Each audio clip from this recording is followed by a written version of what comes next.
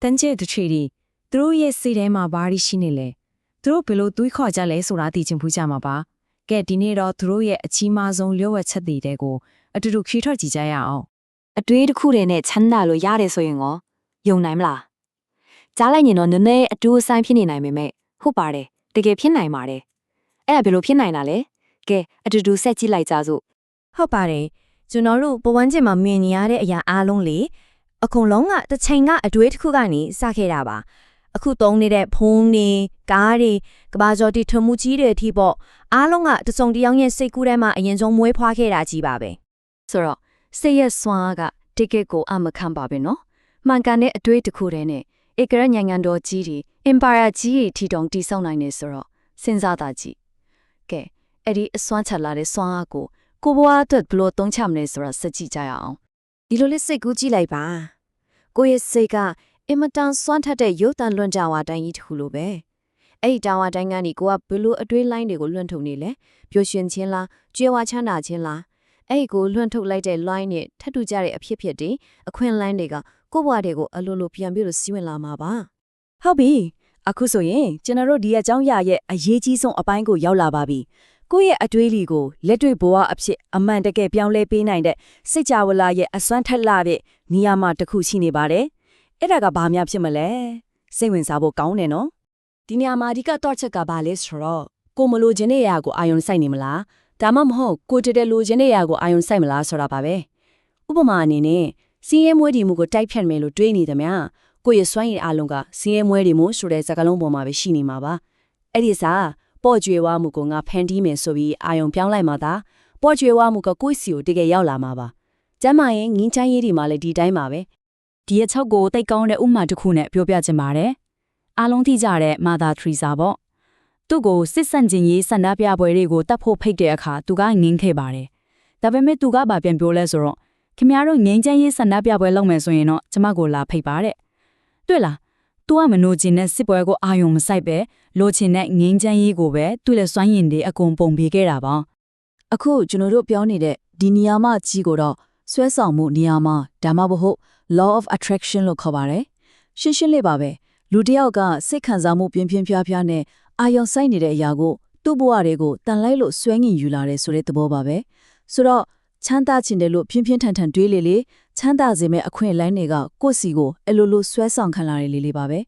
ကဲသဘောတရားတွေကိုတော့နားလည်လောက်ပြီပေါ့နော်အခုလက်တွေ့ချက်ဘာတွေလို့ရမလဲဆိုတဲ့ပိုင်းကိုဆက်သွားလိုက်ရအောင်ချမ်းသာဖို့အတွက်တကယ့်ကိုလက်တွေ့ကြတဲ့လုပ်ငန်းစဉ်တစ်ခုရှိပါတယ်ဒီနီလန်းကိုဖော်ထုတ်ခဲ့တဲ့သူကတော့ Napoleon Hill ပါသူကကမ္ဘာကျော် Think and Grow Rich ဆိုတဲ့စာအုပ်ကိုရေးခဲ့တဲ့သူပေါ့သူကလေနှစ်ပေါင်း25နှစ်တောင်အချိန်ယူပြီးကမ္ဘာအချမ်းသာဆုံးပုဂ္ဂိုလ်တွေကိုလေ့လာခဲ့တာအဲ့ဒီကနေမှအောင်မြင်မှုအတွက်ဘယ်သူမှဆိုလိုက်လုပ်လို့ရတဲ့ formula တစ်ခုကိုဖန်တီးခဲ့တာမှာကဲဒါကတော့ကိုယ့်ရဲ့စံထားတွေကိုလက်တွေ့ငွေသားအဖြစ်ပြောင်းလဲဖြစ်မဲ့ Napoleon Hill ရဲ့တီးကြတဲ့အဆင့်6ဆင့်ပါပဲတေချာလိုက်လို့ဖို့တော့လိုမယ်နော်အဆင့်တွေကိုလိုချင်တဲ့ငွေပမာဏကိုစိတ်ထဲမှာတိတိကျကျသတ်မှတ်လိုက်ပါငွေရီများကြီးလို့မဟုတ်ပဲဥပမာ3000ဆိုရင်3000ပေါ့အဆင့်နဲ့အဲ့ဒီငွေတော့ကိုယ့်ဘက်ကဘာကိုပြန်ပေးဆက်မလဲဆိုတာအသေးချဆုံးဖြတ်ပါအလားကရတယ်ဆိုတာမရှိဘူးလေနော်အဆင့်ထုံးအဲ့ဒီငွေကိုလက်ထဲရောက်ရမယ်ရက်စွဲအတိအကျသတ်မှတ်ပါ deadline တစ်ခုပေါ့အဆင့်4အဲ့ဒီစင်တာကိုအကောင့်ထဲဖို့ဖို့တီးကြတဲ့အစီအစဉ်တစ်ခုဆွဲပြီးချက်ချင်းဆက်လုပ်ပါမနှက်ဖြတ်မှမဟုတ်ဘူးအခုချက်ချင်းအဆင့်5ခုနကအချက်4ချက်လုံးကိုပေါင်းပြီးရှင်းလင်းတိုးတဲ့စာရဆောင်အဖြစ်ချရေးလိုက်ပါနောက်ဆုံးအဆင့်6အဲ့ဒီရေးထားတဲ့စာကိုနေတိုင်းမနှက်အရာထချင်းတစ်ခါညအရာဝန်ခံနည်းတစ်ခါအတန်ကျဲကျဲထွေးပြီးဖတ်ပါကိုပြန်ပြောပြတာပေါ့ဒီအဆင့်6ဆင့်ကအပေါ်ယံကြည့်ရရိုးရှင်းတယ်လို့ထင်ရပါမယ်သူနောက်ွယ်မှာခိုင်မာတဲ့အဓိကညီရမှာ73ချက်ပေါ်မှာအခြေခံထားတာပါအဲ့ဒီထဲကအရေးကြီးတဲ့အချက်တချို့ကတော့ပြင်းပြတဲ့စန္ဒဒါမှမဟုတ် burning desire ယုံကြည်မှုစိတ်ကိုလိုက်အကြံပြုတာမျိုးနောက်ပြီးမတိစိတ်ရဲ့စွမ်းအားကိုအသုံးချတာတွေပေါ့ဒါတွေအားလုံးကစောစောကပြောတဲ့အဆင့်6ဆင့်ကိုအသက်ဝင်စေတဲ့အခြေခံအုံမြစ်တယ်ပါပဲဒါပေမဲ့ချင်းတာကြွယ်ဝမှုစီတွားတဲ့လဲမှာကျွန်တော်တို့ကိုအဓိကပိတ်ဆို့ထားတဲ့အကြီးမားဆုံးစိတ်ပိုင်းဆိုင်ရာအတားအဆီးတစ်ခုရှိနေပါတယ်အဲ့ဒါဘာလဲဆိုတော့မလုံလောက်ဘူးဆိုတဲ့အတွေးခေါ် scarcity mindset ပါပဲThink and Grow Rich စာအုပ်ထဲမှာတော့ဒီလိုပြောထားတယ်။ဒီလောကကြီးမှာလူတိုင်းအတွက်လုံလောက်အောင်မရှိဘူးဆိုတဲ့ယုံကြည်ချက်ဟာတကယ်တော့လီညာမှုတစ်ခုပါပဲတဲ့။အဲ့ဒီအတွေ့ကပဲလူတွေကိုကြောက်ရွံ့မှုတွေ၊လောဘတွေ မလို့အကျင့်ပြိုင်ဆိုင်မှုတွေထဲမှာပိတ်မိနေစေတဲ့အကြီးမားဆုံးအတားအဆီးကြီးတစ်ခုဖြစ်နေတာပါ အမှန်တရားကတော့ပြောင်းပြန်ပါပဲဒီစစ်ကြဝဠာကြီးရဲ့ပေးနိုင်စွမ်းဟာအဆုံးအစမရှိအနန္တပါပဲလူတိုင်းအတွက်လိုအပ်တာထက်ကိုပိုလီယန်နေအောင်ပေးနိုင်စွမ်းရှိပါတယ်ပစ္စည်းဥစ္စာတွေအကြံဉာဏ်ကောင်းနေအခွင့်အလမ်းတွေအားလုံးဟာပေတော့မှကုန်ခန်းတော့မှမဟုတ်ပါဘူး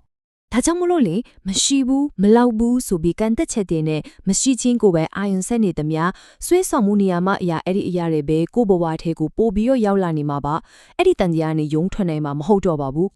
ကဲအဆုံးထန်နေနဲ့ဒီအချက်လက်တွေအလုံးကိုပေါင်းပြီးတော့ကိုရန်ကအကြီးမြတ်ဆုံးဖန်တီးရှင်ဖြစ်တဲ့ဆိုတာကိုဘလို့နားလည်ပြီးကိုယ့်ရဲ့စွမ်းအားကိုဘလို့ပြန်ရယူမလဲဆိုတာကြည့်လိုက်ကြရအောင်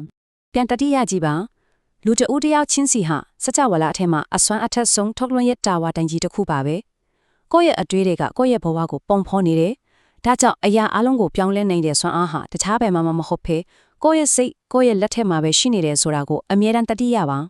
တကယ်ကိုအထူးကြတဲ့ချက်ကထားပါပဲလူဒီရောက်ဟာသူ့ရဲ့တွင်းစိတ်ထဲကအမြင် vision ကအပြင်လောကရဲ့ထင်မြင်ချက်ဒီအခြေအနေတွေထက်ပိုပြီးရှင်းလင်းပြသသွားတဲ့တနည်းအဲ့ဒီနေမှာပဲသူဟာသူ့ဘဝရဲ့အရှင်သခင်အစ်စ်မှန်ဖြစ်လာပါရဲ့